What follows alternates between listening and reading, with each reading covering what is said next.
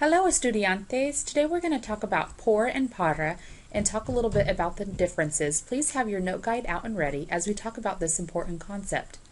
So we know that there are two different ways to use por in Spanish. Por or para, it essentially means for. And so we're going to talk about how we use these prepositions, and I'm going to give you some acronyms. So we already know some that you kind of just learned in your vocabulary. You know words like por favor, please, por el momento, just for a moment.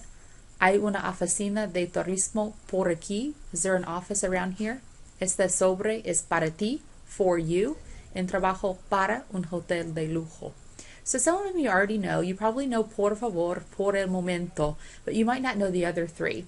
So I'm going to teach you two acronyms to help you remember por and para. So the difference is how they're perceived. And so the first acronym that I'm going to talk about is for para, which is, and the acronym I'm going to use for that is perfect. So we always start out with para first. So the P stands for purpose. And so we use it to talk about in order to do something. So you could say something like, I'm going to the hotel in order to sleep. Voy al hotel para dormir. So effect would be the E, effect that something has on something else. A recipient. Future dates, deadlines or events. Employment. Comparison. And toward a specific place. And again, this is para, for. So we always start out with perfect first. Let's talk about each part of the acronym perfect, and let's do some examples. And then I want you to write your own example. So let's focus on purpose, number one. So we use that to say in order to do something, and we commonly use it with a verb infinitive. You know a verb infinitive ends with ER, AR, or IR. So you could say something like, Estudio español para entender el guía. I study Spanish in order to understand the guide. So right now what I want you to do is stop the video and write a sentence for number one. You could say something like, I go to the store in order to buy clothes. Voy a la tienda para comprar ropa. I want you to try to use one of the vocabulary words on the Quizlet over los viajes. Effect. So we use para when it has an effect on something else. So here's an example. Voy a la aduana para estar en un país diferente. I'm going to customs in order to be in a different country. So that would be para, effect. So I want you to stop the video and do the same thing for effect, number two. Recipient. So the person or entity that receives something. So you learned this maybe in Spanish 1, how to say for you, for me, para ti, para mí. So it's basically the same thing. So este paquete es para ti. This packet is for you. Try to write your own sentence on number three. Future. We use it for future dates, deadlines, or events. So I could say something like, Esta tarea es para mañana y el proyecto es para el lunes. The homework is for tomorrow and the project is for Monday. I would like you to write your own example for number number four. So let's talk about employment. So we use para for employment. So I could say something like, Trabajo para una oficina de turismo. I work for a tourism office. I would like you to write an example using para and a vocabulary word for number five. We also use it for comparison. Para un guía de 5 años habla inglés muy bien. For a guide for 5 years, he speaks very well. And also we use it for toward a specific place. So here's an example. He or she walks for the cruise ship. Ella camina para el crucero. So you can use that for number 7. So like I said, you always start out with para first. If your situation in a sentence is not one of the acronym parts of perfect, then you would move to attracted. So if it doesn't meet one of those elements, then you would use attracted. So the whole acronym is perfect, attracted. So let's talk about por.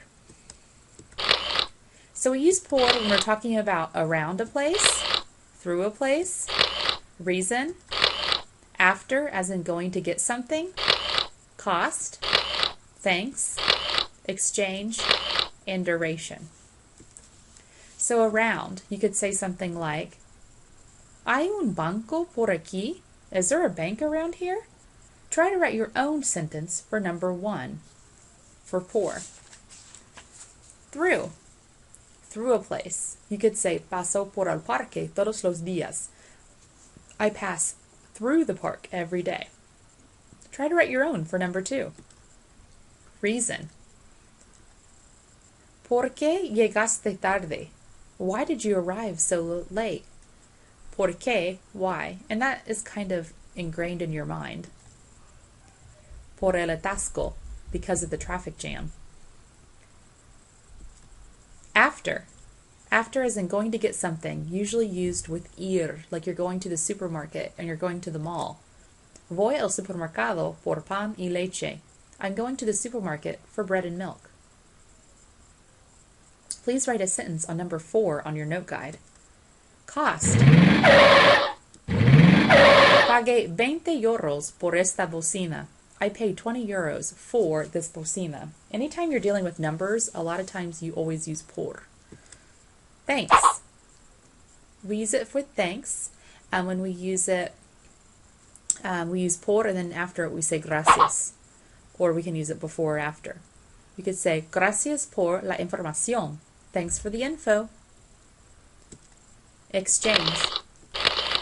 Quiero cambiar estos zapatos rojos por esos negros.